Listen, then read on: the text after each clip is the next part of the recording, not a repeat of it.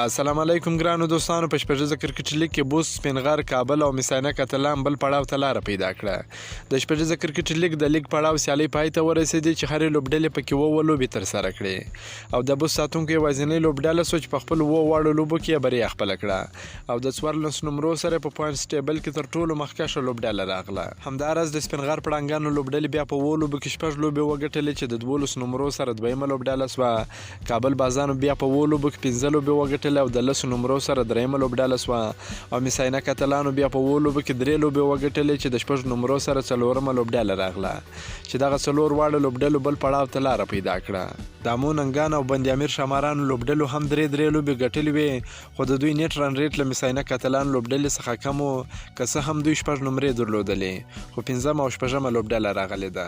د هندوکش ستوري او پامیر زلمي لوبډلې چې په لومړي ځل په شپږیزه کرکټ لیګ کې ولوبېدلې ډېرې کمزورې ثابتې سوې چې هندوکش ستوري یوازې یوه لوبه کې بریا خپله کړه او پامیر زلمي بیا هیڅ لوبه ونه ګټل. سبا به لومړۍ کولپای لوبه د بوس ساتونکو او سپینغر پړانګانو لوبډلو ترمنځ ترسره سي چې بریالۍ لوبډله به پکې پایلوبې ته لار پیدا کړي او بایلونکې لوبډله به پکې کولپای دویمې لوبې ته لار پیدا کړي. همداراز سبا به د ایلمنټر لوبه د کابل بازان او میساینه کتلانو لوبډلو ترمنځ ترسره سي چې بریالۍ لوبډله به یې کولپای دوه ته لار پیدا کړي او هلته به بیا د کولپای یو لوبډلې له بایلونکې لوبډلې سره لوبه کوي او هر لوبډلې چې په دغه لوبه کې بریا خپله کړه نو هغه به پایلوبې ته لاړه سي چې د کولپای یو لوبې د بریالۍ لوبډلې سره به پایلوبه ترسره کوي.